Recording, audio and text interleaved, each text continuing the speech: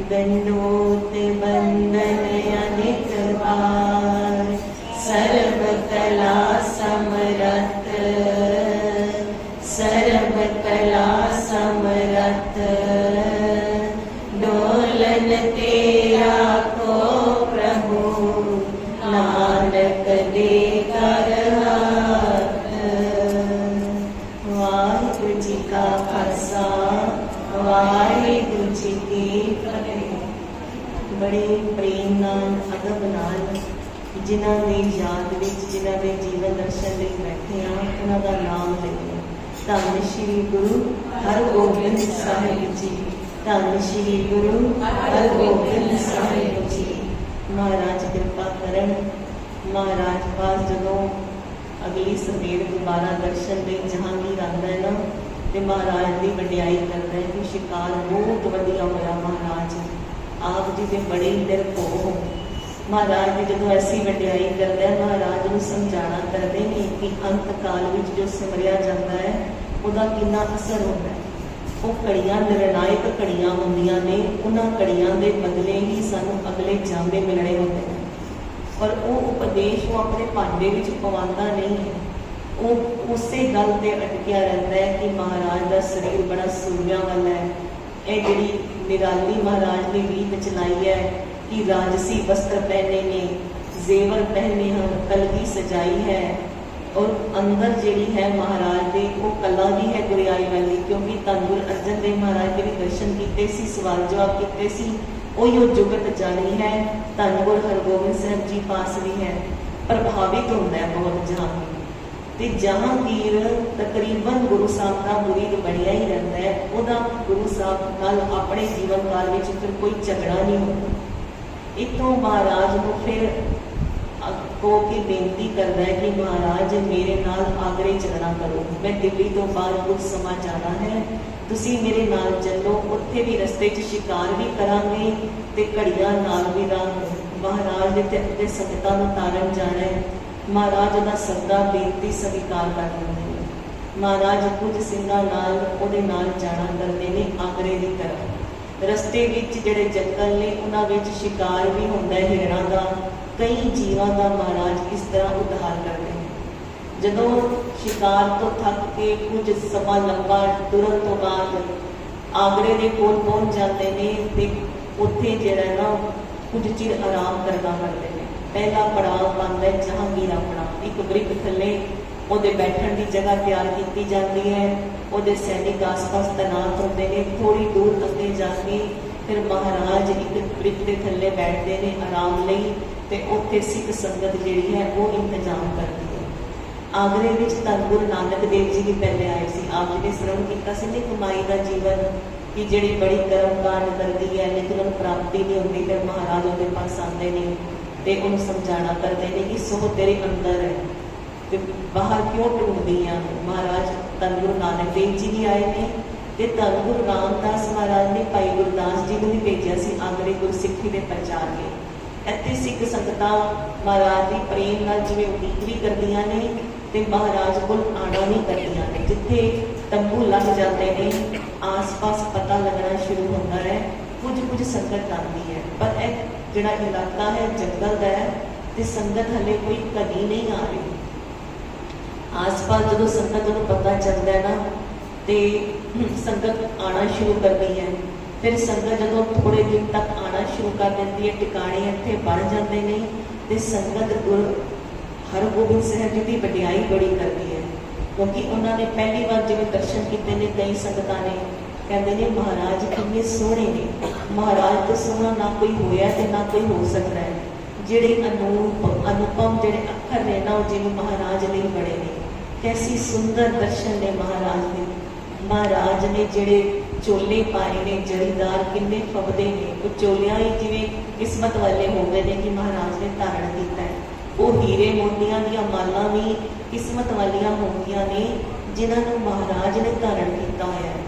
महाराज के दर्शन कर करके संगतां रजदियां ही नहीं, उत्थे ही दीवान लगाने शुरू कर देंगे ने। कहते हैं जंगल विच भी जिवें मंगल होण लग जाता है, साध संगत स्थान जगमग नूर है, उत्थे भी नूर वरसन लग जाता है। इन्ने सोहने स्थान लगन लग जाते हैं। संगतां ना अपने गुरु की वडियाई कर करके कहदियां ने साडे जिहड़े पातशाह ने ना वो सच्चे पातशाह ने। जहांगीर दे सैनिकां नूं सिख कहते ने तुहाडा ते बादशाह है ना साडे पातशाह ने ते साडे पातशाह सच्चे पातशाह ने। हुण सैनिकां नूं इह गल समझ नहीं आती, पर जदों जहांगीर तक पहुंचदी है ना उन्हें तकलीफ होती है गल सुन के कि एवें क्यों कहते हैं कि सच्चे पातशाह। फिर वो सोचता है महाराज ने आपे ही किया होएगा कि मैंने सच्चे पातशाह को तां संगत कहती है। फिर पता लगता है महाराज तो ऐसा कुछ नहीं कहते कि मेरी वडियाई करो, संगत ही प्रेम नाल महाराज को कहते सच्चे पातशाह। बादशाह का मतलब होता है वाद विवाद। जो कोई झगड़ा कलेश हो जाए, वाद विवाद हो जाए तो शाह पास जाओ, वो छुटकारा कराएगा। बादशाह का मतलब लड़ाई झगड़ा, ओदा शहनशाह। कोई झगड़ा हो जाता है तो पातशाह का मतलब बात मतलब पत इज्जत, जिहड़ा इज्जतदार शहनशाह है ना किसी की इज्जत पे वार नहीं करता, इज्जत की राखी करता है। पातशाह ते पातशाह की कभी लड़ाई नहीं होती आपस अंदर, क्योंकि वो पातशाह जिहड़ा होता है वो तो इज्जत का राखा होता है। वो किसी ऊपर क्यों चढ़ाई करके आएगा, किसी की इज्जत पे क्यों हमला करेगा। बादशाह ही लड़ाई करता है तो बादशाह ही किसी ऊपर चढ़ के आता है, किसी की जिंदगी हथे आने कुछ भी कहते बादशाह ते पातशाह के अपनी अर्थां विच ही बड़ा फर्क है। ते असीं फिर अपने गुरु साहब नूं प्रेम नाल की कहते हैं सच्चे पातशाह। गनीव तेरी सिफत खूब खूब खूब खूब खूब तेरो नाम, झूठ झूठ झूठ झूठ दुनी मान। गनीव तेरी सिफत सच्चे पातशाह, गनीव तेरी सिफत सच्चे पातशाह। सच्चे पातशाह तो मतलब है कि जिहड़ा सच्चा है। पातशाह इज्जत का राखा करने वाला तो है, इत्थे भी है तो उत्थे भी है, वो सच्चा है। सच की है जिहड़ा कभी खत्म नहीं होता।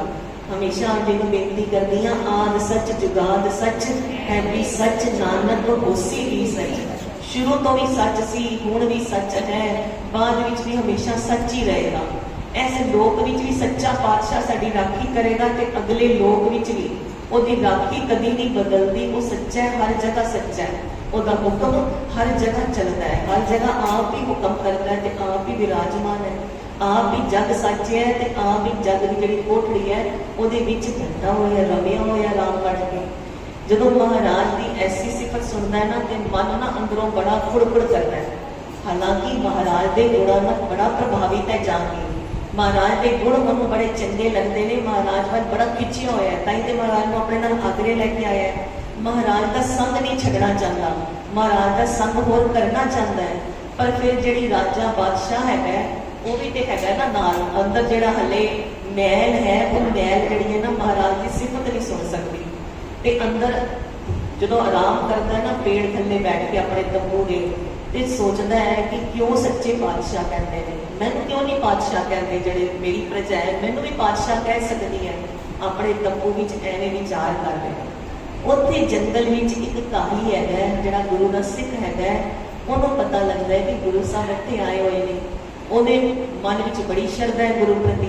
कहता मैं जाके ना जंगलों में ही उत्थे ही दर्शन करना महाराज के, हले तो बहुत संगत भी नहीं होणगियां ते महाराज के जिहड़े दर्शन है ना बड़े नेड़े हो जाएंगे। महाराज के चरणों से नमस्कार करने का मौका भी मिलेगा। हो सकता है महाराज की चरण छो भी प्राप्त होवे ते महाराज को मैं बेनतियां आराम नाल कर सकांगा। क्योंकि जिवें असीं हुण महाराज को नतमस्तक होंदे ना आंदे आते दूरों ही मत्था टेकदे आ ना, एवें पहले ही संगत जो महाराज तखत ते विराजमान होंदे सी दूरों मत्था टेकदे सी।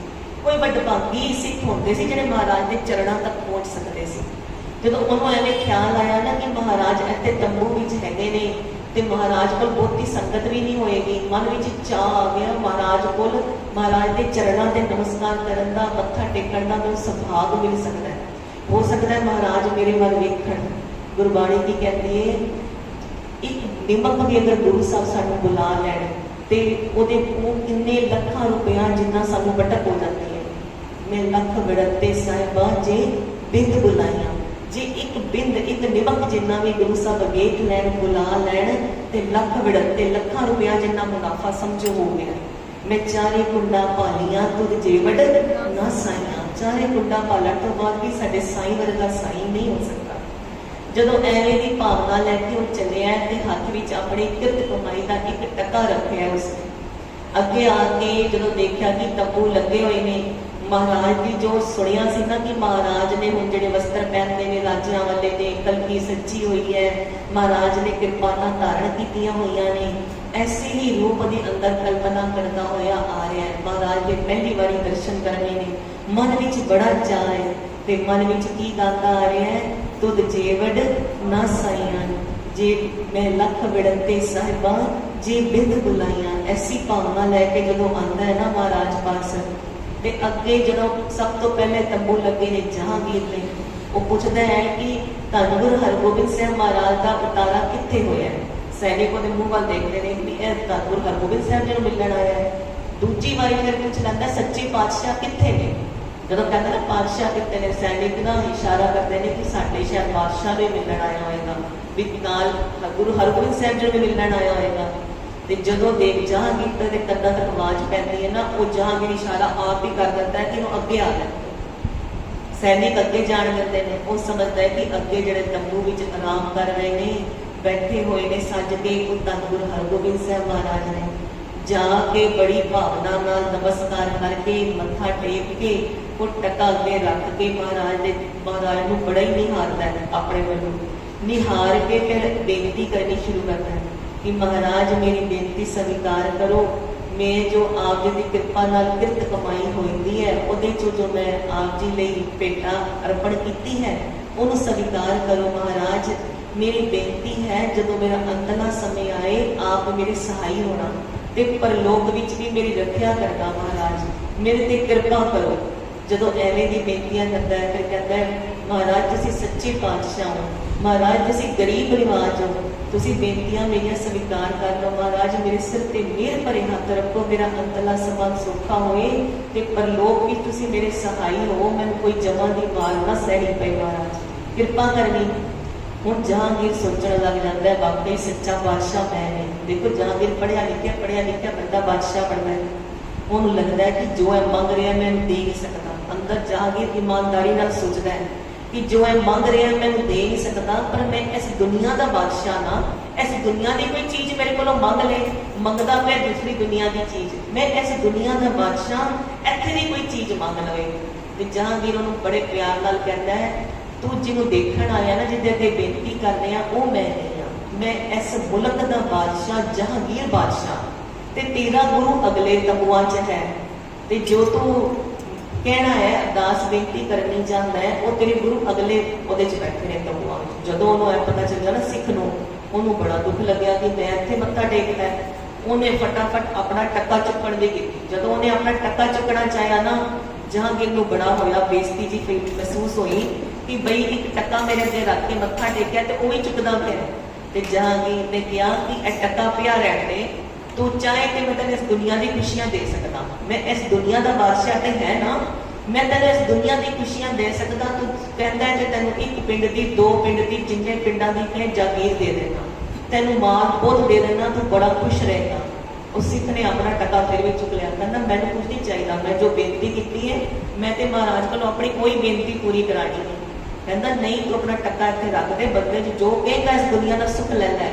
कहता नहीं, मैं तो अपने गुरु साहब लिए टका लैके आया, मैं उन्होंने अर्पण करना है। वो सिख उतों ही चला गया अपना टका चुक के। जहांगीर सोचते रहे कि मैं इस दुनिया का बादशाह, मैं सब कुछ दे सकता, पर क्या वो दुनिया की चीज़ा भी दे सकता है? सानू इस दुनिया च रहने की बेरोकता की दात चाहिए, वो दे सकता है? कोई बहुत बीमार होए जाके बैठा दो, जहांगीर राजी कर दे, राजी कर सकता है?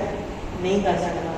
नींद नहीं आती पलंग ते जहांगीर, नींद नहीं आती, सुख नहीं है, मन में बड़े चिंता व्यापनी, जहांगीर दूर कर सकता है? नहीं कर सकता। वो सोच रहा है कि मैं इस दुनिया के सुख दे सकता, वो इस दुनिया के सुख भी नहीं दे सकता। जे वो दौलत दे भी दे के डाकू लुट लैण, फिर की करोगे? जे भागां विच गुरु साहब ने नहीं लिखी, गुरु साहब नगर नहीं करते, तो कुछ नहीं मिल सकता।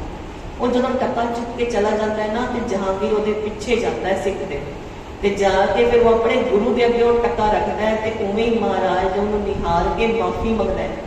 महाराज मेरे को गलती हो गई, महाराज मैं आप जी को सियाणता नहीं, मैं कभी पहले दर्शन नहीं किए सी, मैनूं माफ़ी कर दो, मेरी भुल बख्श दो गुरु साहब, तुसीं गरीब निवाज हो, तुसीं भुलां बख्शण वाले हो, महाराज कृपा करो, मेरी बेनती स्वीकार करो।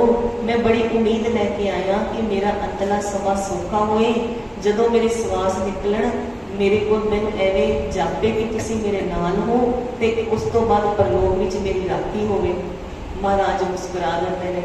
महाराज उस सिख दी ने बेनती स्वीकार करके उहदे सिर ते प्रेम नाल हथ रख के कहंदे ने, सिखा जिहड़ा नाम जपिया कर, घर जा तेरी बेनती स्वीकार की, तू जिवें चाहता है उवें ही होएगा। दो शर्तां रखियां महाराज ने। महाराज कहंदे पहली गल नाम जपिया कर ते दूजी गल जिहड़ी किरत करनी है धर्म दी करिया कर, दूसरे का हक मार के नहीं खाना। काही सिख सी वैसे ही धर्म की किरत करता सी, पर फिर भी महाराज ने ताकीद की कि धर्म की किरत करिया कर। उस समय ना जिवें काही सिख बड़े होते सी, क्यों? क्योंकि हुण साडे कोल गड्डियां ने, पहले घोड़े सी, उन्होंने घाह ही खाना ते घाह जिहड़ा विकदा सी उन्हें पेट्रोल विकदा है ते घाह विकदा सी ना, उस समय बिजनेस होया करता सी। कहते महाराज अगे उन्हें बेनती की, महाराज ने उसकी बेनती स्वीकार कर ली। सिख बड़ा खुश कि महाराज ने मेरी बेनतियां स्वीकार कीतियां ने। कुछ चिर महाराज के दर्शनों का सुख लिता, फिर महाराज को इजाजत ली, वापस चला गया। ते हुण वो जहांगीर महाराज को पूछता है, एक टके बदले सारिया गल्लां मान लेते, तुसीं चीज़ां बड़ी सस्तियां रखियां, एक टका ही जो उन्हें अर्पण किया ना, एक टके बदले उन्होंने स्वीकार कर लेता, तेरा अंतला समा भी सौखा कर देंगे, पर लोग भी तेन जमा की मार भी नहीं पैनी पेगी, तेरी इज्जत की भी पूरी राखी करांगे। महाराज कहते वो टका कितना कीमती सी, तेरी सारिया दौलतां नूं वो छड्ड के आ गया, टका लैके मेरे पास आया, तेरी सारे पिंडां की जगीर छड्ड के आ गया उस टके के बदले। तो टके की कितनी कीमत है तेन पता ही नहीं, तू तो बहुत कुछ देने को तैयार सी ना टके के बदले, मेरे सिख ने नहीं लिया। महाराज कहते फिर वो श्रद्धा देख, वो निरभो कितना हो के तेरे को टका चुकिया, डरिया नहीं कि मैं टका चकागा तो मेरी गर्दन भी लै सकती। कितना गुरु ते कितना भरोसा सी कि मैं अपने गुरु वास्ते लैके आया, गुरु ने मेरी राखी करनी है इत्थे भी उत्थे भी। महाराज कहते वो भरोसे ते श्रद्धा नूं भाग लगाए ने।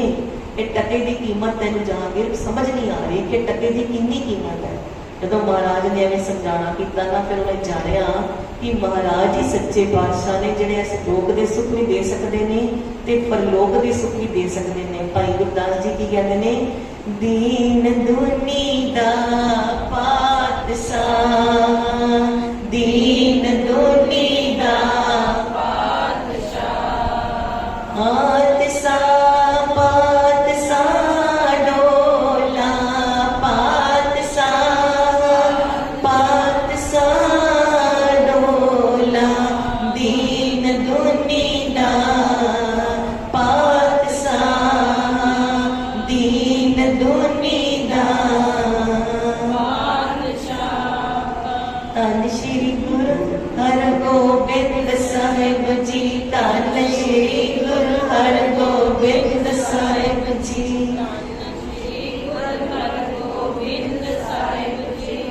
दुनी दे पातशाह ने धन श्री गुरु हरगोबिंद साहिब जी। ऐसी महाराज की वड्याई है कि असीं सच्चे पातशाह महाराज को क्यों कहते हैं, पातशाह के भी पातशाह हैं।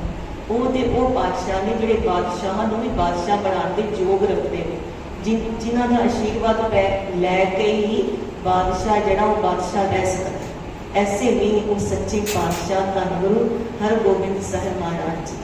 इत्थों की महाराज ने संगतां नूं बहुत उतारिया ते जदों महाराज का मुरीद है जिहड़ा ना वो जहांगीर बनी जा रहा है, महाराज नाल उहदा प्रेम वधी जा रहा है, वो महाराज की संगत बहुत ज़्यादा करन लग गया है।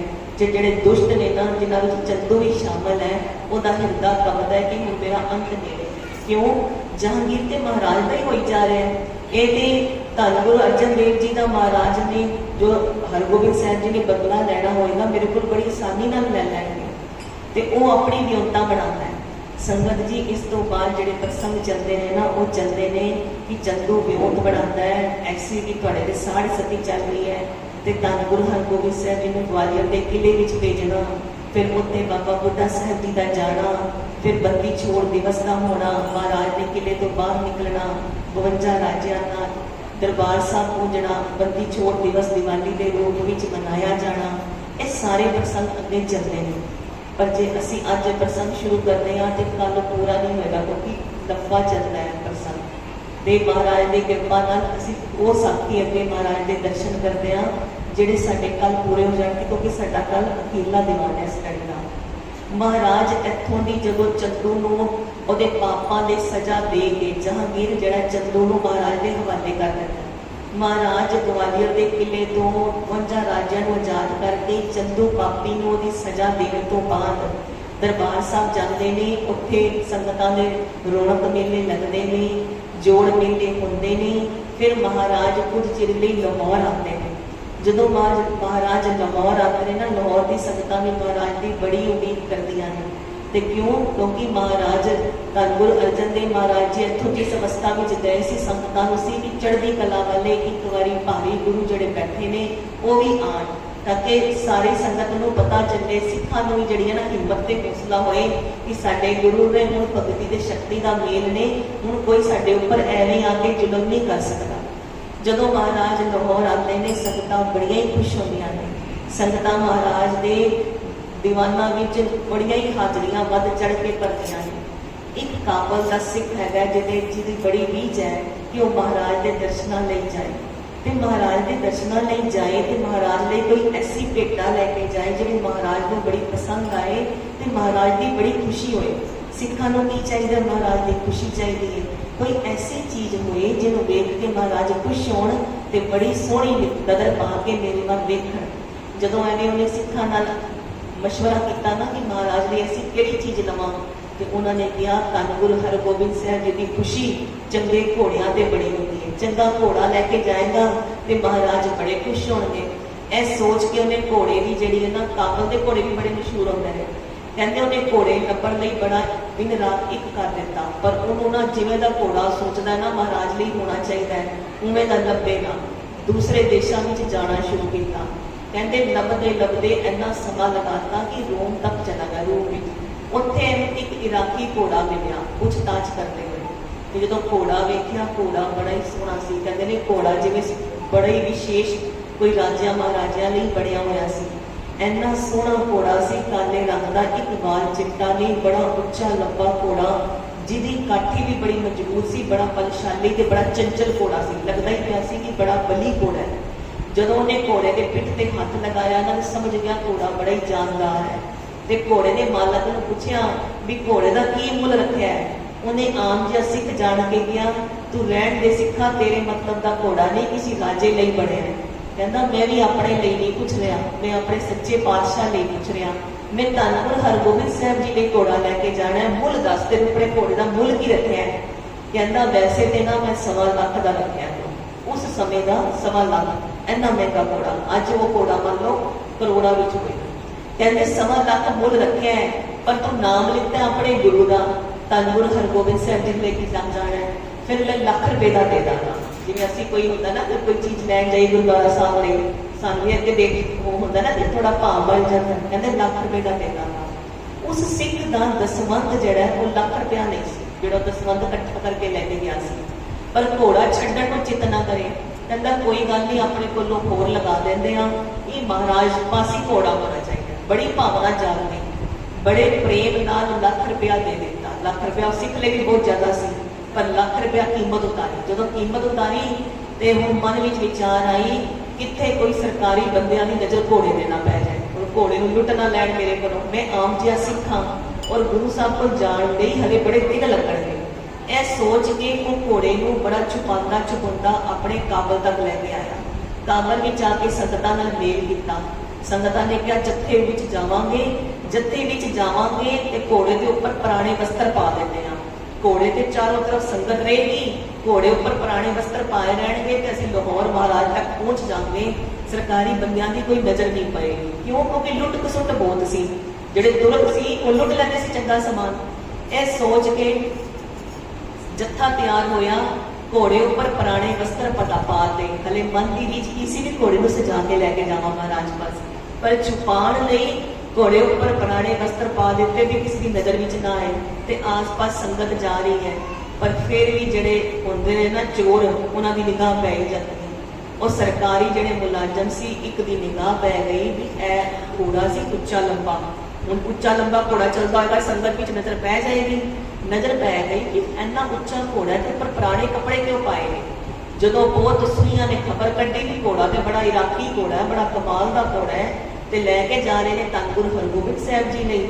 ਤੇ ਉਹਨਾਂ ਨੇ ਨਾ ਸ਼ਾਹਜਹਾਂ ਨੂੰ ਖਬਰ ਕਰ ਦਿੱਤੀ। ਧੰਨ ਗੁਰੂ ਹਰਗੋਬਿੰਦ ਸਾਹਿਬ जी ਦੇ ਜਦੋਂ ਆਏ ਨੇ ਨਾ ਲਾਹੌਰ, ਤੇ ਜਹਾਂਗੀਰ महाराज ਨੂੰ ਮਿਲਣ ਆਇਆ, ਤੇ महाराज ਕੋਲੋਂ ਜਿਹੜਾ ਭੇਟਾ ਕਰਕੇ ਨਾ ਭੇਟ ਕਰਕੇ महाराज ਨੂੰ ਦੱਸਣਾ ਕੀਤਾ, महाराज ਗਰਮੀਆਂ ਦੇ ਦਿਨ ਸ਼ੁਰੂ ਹੋ ਗਏ ਨੇ ਤੇ ਮੈਂ ਕਸ਼ਮੀਰ ਵੱਲ ਜਾ ਰਿਹਾ। ਤੇ ਆਪਣੇ ਪੁੱਤਰ ਸ਼ਾਹਜਹਾਨ ਨੂੰ ਨਾਲ ਲੈ ਕੇ ਆਇਆ ਸੀ, ਤੇ ਸ਼ਾਹਜਹਾਨ ਨੂੰ ਮਿਲਵਾ ਕੇ ਕਿਹਾ कि महाराज जिवें मेरे उपर तुसीं कृपा रखी है ना, मेरे नाल दोस्ती बनी रही है, उवें कृपा करनी मेरे पुत्र नाल भी बना के रखनी। महाराज ने जो शाहजहां नूं वेख्या ना, ते महाराज दे जाने जान ने महाराज ने शाहजहां वाल वेख के कहा कि जहांगीर जिवें तू साडे नाल रहिया असीं तेरे नाल उवें ही रहे हां, तू दोस्ती नाल प्रेम नाल रहिया है, तू जिवें साडे नाल रहिया है असीं तेरे नाल उवें ही रहे हां, जिवें तेरा पुत्र शाहजहां साडे नाल रहेगा असीं उवें ही रहांगे। महाराज ने क्योंकि महाराज जानते हैं कि शाहजहां ने जंग करना है, तो जंग का जवाब जंग नाल देना है। महाराज कहते जिवें तेरा पुत्र शाहजहां रहेगा असीं उवें ही राह ते नाल वादा करते हैं, तू बेफिक्र होके जा कश्मीर। वो कश्मीर चला गया। शाहजहां नूं जिहड़ा ना चंदू दे पुत्र ने बड़ा भड़काया होया सी, ते मेहरबान ने कि असीं बदले लवांगे, असीं इन्हां नाल टाकरा लवांगे, तेरे पिता ने ते एवें इन्हां नाल बना के रखी हुई है, इन्हां दी जय जयकार ज्यादा है, ये सच्चे पातशाह बड़े हुए ने ते बादशाह की जय जयकार घट होती है, एवें दी गल्लां कीतियां सी। शाहजहां बादशाह हुण नवां तू बनना है, तेरे अलावा किसी की जय जयकार नहीं होनी चाहिए। यह सारी गल्लां दे चुप चुकीते विच शाहजहां आया होया सी। ते जदों सरकारी जिहड़े हैगे ने सूईए उन्होंने खबर दी शाहजहां नूं भी शाहजहां बड़ा वधिया घोड़ा है, एवें दा घोड़ा कदी वेखिया ही नहीं, लाख रुपया मुल ला के सिख लैके आए ने ते लैके गुरु साहब ले जा रहे हैं, जे तू आज्ञा दे तो घोड़ा तेरे को पेश किया जाए। उन्हें घोड़ा मंगवा लिता, सिपाहियों ने घोड़ा खो लिता। हुण जदों जत्था जा रहा है वो सिख जिहड़ा है वो रोण आपा हो गया कि मैं अपने गुरु साहब ने लैके आया, मैं अपने धन गुरु हरगोबिंद साहब जी लिए लैके आया हाँ, मैं पूरा विक गया वहाँ, लाख रुपए मुल चुकाया मैं दा, ये घोड़ा मेरे गुरु लिए इहनूं ना लैके जाओ। पर वो नहीं मन्ने, जदों चले गए सिख नूं बर्दाश्त ही नहीं हो रहा कि मेरे को जिहड़ी गुरु वास्ते जो मैं लैके जा रहा वो मेरे को खो के लै गए। जत्था उत्ते हौली हौली चल रहा सी, सिख बड़ा ही तेज त्रिखा टुर के जिथे महाराज ने डेरे लगाए हुए सी उत्थे पहुंच गया। जदों महाराज एवें दीवाना विच बैठे ने, संगत एवें बैठी, जानो महाराज बैठे ने, संगत बैठी है, सिख बाहरों आए हैं, बाहरों आके महाराज नूं मत्था टेक के खड़ा हो गया ते हाथ बन के गले च पल्ला पा के जदों महाराज वाल वेखदा है ते बोलदा कुछ नहीं, सिर्फ रोई जाए, अखां चों बड़े मोटे मोटे अथरू गिरी जा रहे ने, गिरी जा रहे ने।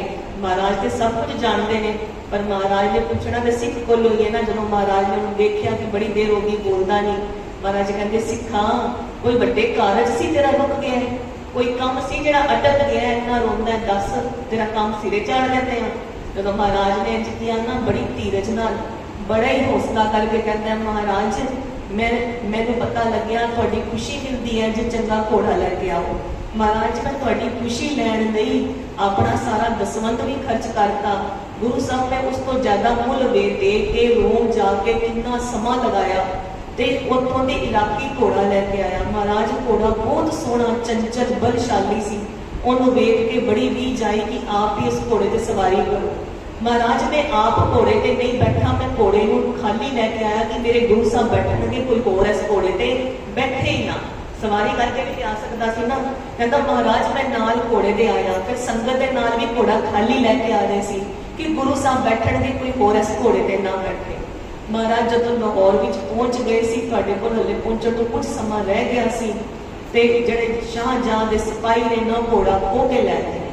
महाराज जो घोड़ा खो के लै गए ने, तुसी कृपा करो उस घोड़े पे तुसी विराजो महाराज, बड़ी रीझ है महाराज कृपा करो, वो घोड़ा तुहाडे पास होना चाहिए। संगत की जिहड़ी विनय है यह स्वीकार करो।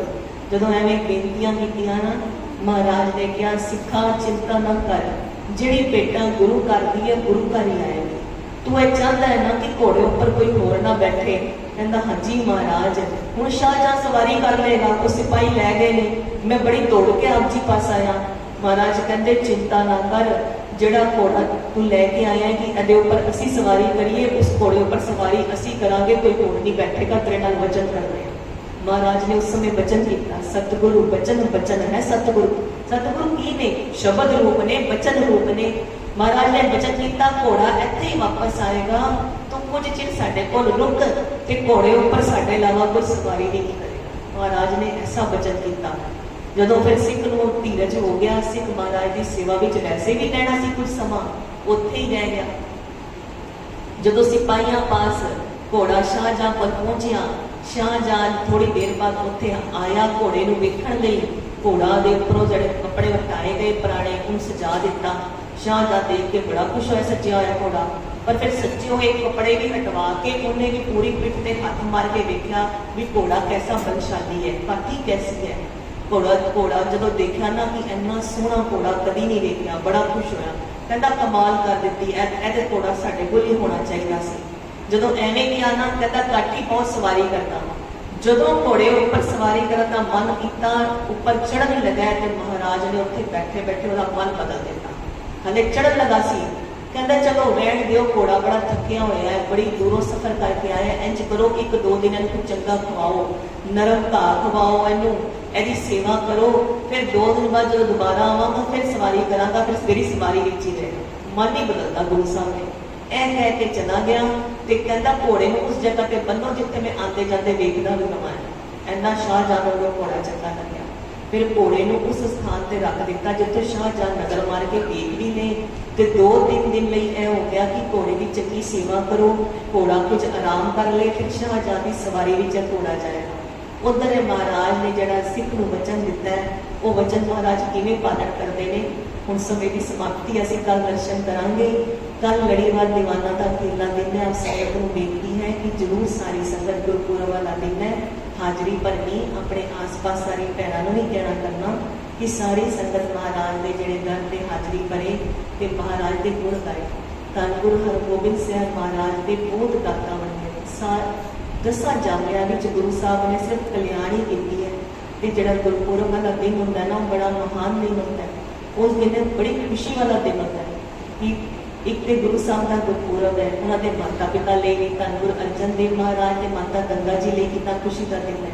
फिर बाबा बुढ़ा साहब जी ले कितना खुशी का दिन है कि बाबा बुढ़ा साहब जी ने जिहड़ा वर दिता सी। ये सारियां ने धन गुरु हरगोबिंद साहब जी का आना बड़ा खुशी वाला दिन सी। आप जी ने पहले दर्शन किए ने इतिहास में। ऐसा खुशियां वाला दिन है कि महाराज सानू भी खाली नहीं भेजणगे। महाराज जरूर साडे सिर ते मेहर भरे हाथ रखणगे, कृपा करनगे। इसलिए आप जी को बेनती है, आप भी आना ते होरनां नूं भी लैके आना। धन धन श्री गुरु हरगोबिंद साहिब जी, धन धन श्री गुरु हरगोबिंद साहिब जी, धन धन श्री गुरु हरगोबिंद साहिब जी, धन धन श्री गुरु हरगोबिंद साहिब जी। झूमते निशान रहे, सजते दीवान रहे। वाहिगुरु जी का खालसा, वाहिगुरु।